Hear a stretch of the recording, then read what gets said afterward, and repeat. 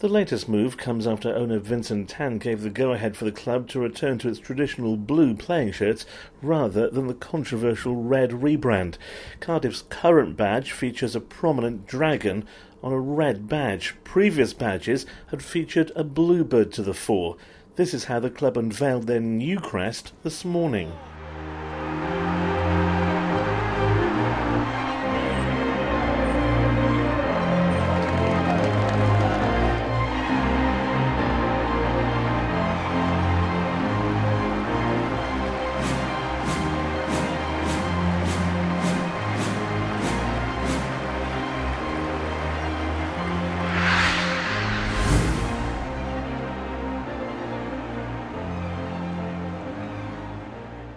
I think it was a major issue for a lot of supporters. Obviously, the red shirts got the primary focus of people's anger, but the badge that was introduced, which was with a prominent dragon and the words fire and passion on, and the Bluebird a very small part of it, I think that angered a lot of supporters as well. So I think introducing a new club crest in this way is maybe another step towards, rebuilding relations between the club's hierarchy and the fan base itself.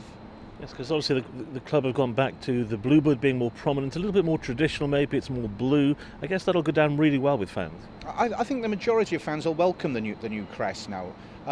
It is that the Bluebird now is the main focus, the main thing that catches your eye. That the lettering on it, Cardiff City FC, is rather interesting because I think fans will remember it's very much in the same kind of style as that was at Ninian Park on the grandstand there that people saw. So that's another little nod to tradition that fans will appreciate. Owner Vincent Tan not completely prepared to kind of write himself out the picture. Obviously, there's still a red band within it, the lucky red band. And I suppose maybe the most contentious issue is the dragon again. Welsh Cardiff badges in the past have had dragons. This one is perhaps a curious kind of creature, more of supposed to be a nod to Mr. Tan's Asian, obviously his roots and his homeland. The best thing you can say about the dragon is that it's rather small and relegated to a minor role this time. So perhaps fans will be appreciative of the efforts by the club for a change. And compared to the start of the year, when relations between fans and the owner Vincent Tan were very fractious, how is it like? What's it like at the club now?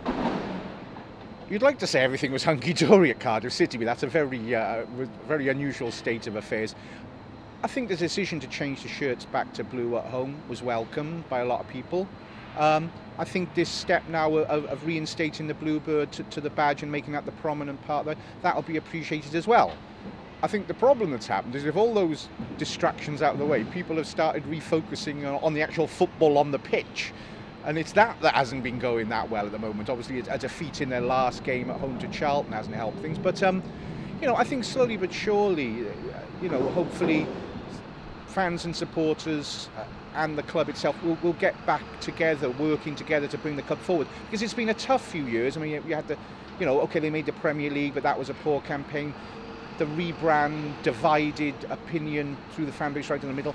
Hopefully now, this new badge is the next step on kind of unifying the club and everyone together, moving the club forward. Because what everybody wants in the end is success for Cardiff City, whether you're sitting on the board, whether you're playing, or whether you're a supporter. Everyone wants the Bluebirds on the up, and hopefully this is another step in that direction. So it's hoped the new crest, together with the return to the blue shirts, will be welcomed by fans who'd previously accused the new owners of turning their back on Cardiff's heritage with the rebrand to red.